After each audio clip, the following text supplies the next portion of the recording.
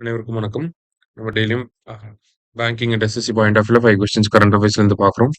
இன்னைக்கு என்ன கொஸ்டின்ஸ் இருக்கு அப்படின்னு சொல்லி பார்ப்போம். First one, choose the correct statement அப்படின்னு சொல்லி கேட்டிருக்காங்க. Jagdeep Dhankhar was India's 14th vice president. So இந்தியாவோட 14th வைஸ் பிரசிடென்ட்டா அப்படின்னு பார்த்தோம்னா கரெக்ட் தான். ஜக்தீப் தன்கர் தான் வந்து இந்தியாவோட 14th வைஸ் பிரசிடென்ட்டா இருந்திருப்பாரு. Jagdeep Dhankhar tender his resignation to president under the article 67 sub clause A அப்படின்னு சொல்லி கொடுத்துருக்காங்க. கரெக்ட் தான். ஓகேங்களா? அவர் வந்து ஹெல்த் ரீசன்ஸ்க்காக வந்து ரிசைன் பண்ணியிருக்காரு. ஸோ அது எந்த ஆர்டிகலுக்கு கீழே அப்படின்னா ஆர்டிகல் 67 சப் கிளாஸ் ஏ.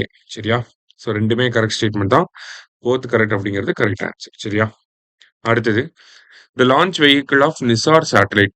நிசார் அப்படின்னா NASA ISRO synthetic aperture radar அப்படின்னு சொல்லி சொல்லுவோம். ஸோ இதோட லான்ச் வெஹிக்கிள் ஜிஎஸ்எல்வி F-16 அப்படிங்கிறது தான் லான்ச் வெஹிக்கிள். எப்போ லான்ச் பண்ண போறாங்க? ஜூலை 30, 2025 லான்ச் பண்ண போறாங்க. சரியா?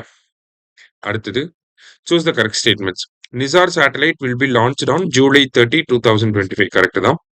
It will carry L band radar developed by NASA. Okay, L band அப்படிங்கறத நாசா டெவலப் பண்ணியிருக்காங்க. எஸ் பேண்ட் ரேடார் அப்படிங்கறத இஸ்ரோ வந்து டெவலப் பண்ணியிருக்காங்க. சரியா? ஸோ எல்னா நாசா, எஸ் பேண்ட்னா இஸ்ரோ. சரியா? போத் கரெக்ட் அப்படிங்கிறதா கரெக்ட் ஆன்சர். அடுத்தது, which state government has announced to set up a hornbill conservation centre அப்படின்னு சொல்லி கேட்டிருக்காங்க. ஸோ ஹார்ன்பில் கன்சர்வேஷன் சென்டர் அப்படிங்கிறது இந்தியாவில் இது வரைக்கும் கிடையாது. இப்போதான் ஃபர்ஸ்ட் டைமா வரப்போகுது. எங்கன்னா தமிழ்நாட்டில் வரப்போகுது. சரியா?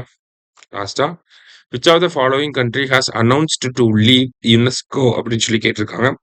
ஸோ யுனெஸ்கோலேருந்து வெளியே வரக்கூடிய கண்ட்ரி, யுனெஸ்கோலேருந்து எக்ஸிட் ஆகக்கூடிய கண்ட்ரி யாரு அப்படின்னு சொல்லி பார்த்தீங்கன்னா அமெரிக்கா.